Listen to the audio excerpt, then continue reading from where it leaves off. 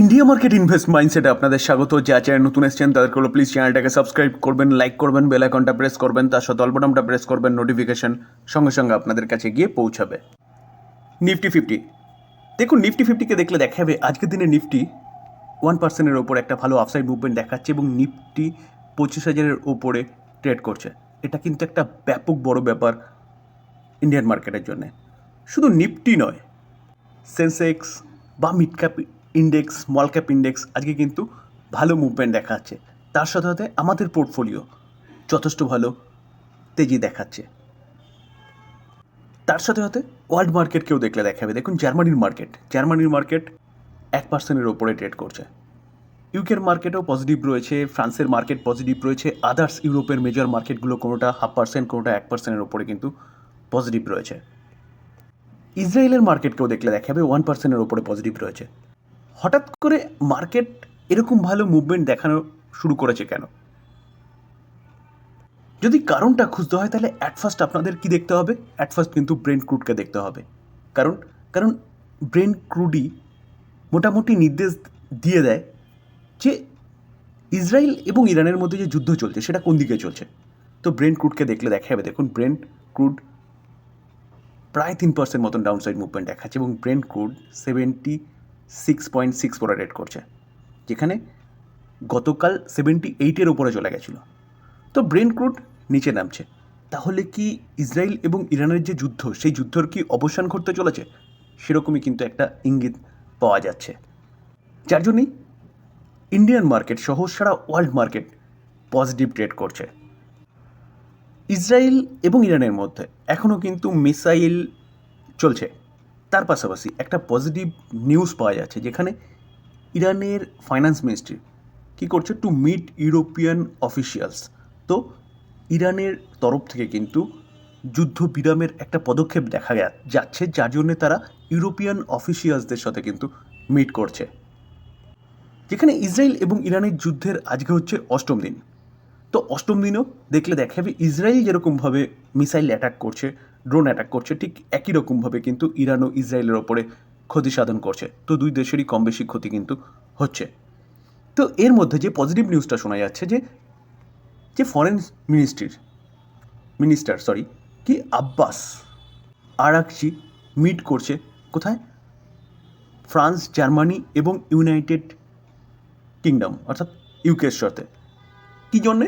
দেখুন দেখলে দেখা যাবে, বলছে in Geneva for talk on Iran nuclear program and ending Israel attack. অর্থাৎ ইরান যে নিউক্লিয়ার প্রোগ্রামটা নিচ্ছে এবং যার জন্যে ইসরায়েল এবং ইউএস ইরানের ওপর অ্যাটাক করছে, তার সাথে পশ্চিমা দেশগুলোও কিন্তু জড়িয়ে আছে, যেমন ইউকে বলুন বা ফ্রান্স বলুন, জার্মানি বলুন। কারণ ইরানকে নিউক্লিয়ার পাওয়ার হতে দেওয়া যাবে না, এটাই হচ্ছে মেন মোটো। তো এই জায়গায় দাঁড়িয়ে এখন যেটা শোনা যাচ্ছে, যেটার জন্য মার্কেট ভালো মুভমেন্ট দেখানো শুরু করেছে, যে তাদের ফাইন্যান্স মিনিস্ট্রি জেনেভায় সম্মেলন করছে। কার সাথে?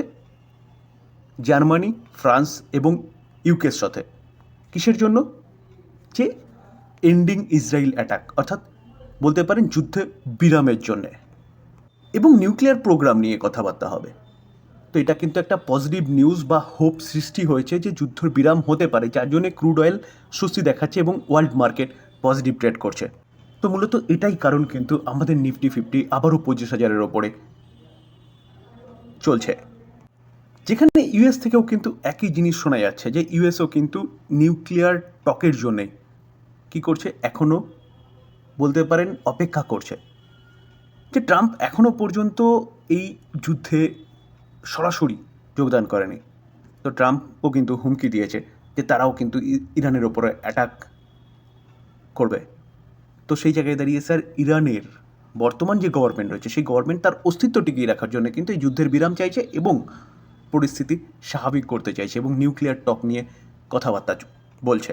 তো এই কথাবার্তা থেকে যদি পজিটিভ নিউজ না আসে, তাহলে কিন্তু ট্রাম্পও এবার ঝাঁপিয়ে পড়বে। দেখুন, US official prepare for a possible strike on Iran nuclear site.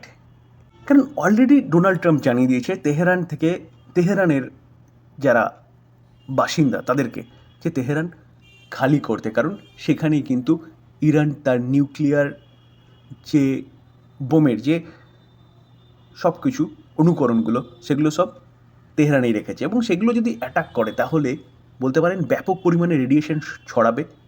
তার জন্যই কিন্তু ডোনাল্ড ট্রাম্প অলরেডি হুমকি দিয়ে রেখেছে তেহরানকে যে সেখান থেকে মানুষজনকে চলে যেতে। তো এখন এই খামেনির কাছে কিন্তু কিছু করার নেই কথাবার্তা ছাড়া বা যুদ্ধকে বন্ধ করা ছাড়া। যদি না করে তাহলে কিন্তু খামেনির গদিও চলে যেতে পারে। তো আমরাও চাই মার্কেটের পয়েন্ট অফ ভিউ দিয়ে যে তাদের মধ্যে যুদ্ধ বিরাম হোক এবং স্বাভাবিক হোক মার্কেট, তাহলে কিন্তু এখান থেকে ভালো মুভমেন্ট দেখাবে। কারণ আমাদের ইন্ডিয়ান মার্কেটের পরিস্থিতি এখন কিন্তু যথেষ্ট ভালো রয়েছে। আরবিআই বলুন, গভর্নমেন্ট বলুন, প্রচুর পরিমাণে লিকুইডিটি বুস্ট করেছে। তো সেই জায়গায় দাঁড়িয়ে শুধু সময়ের অপেক্ষা যে মার্কেট কিন্তু আবারও তার পুরনো হাই 26,277 সেটাকে ক্রস করে আরও উপরে যাবে।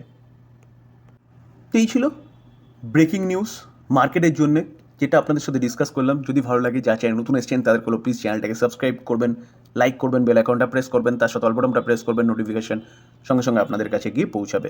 থ্যাংক ইউ, ভালো থাকবেন।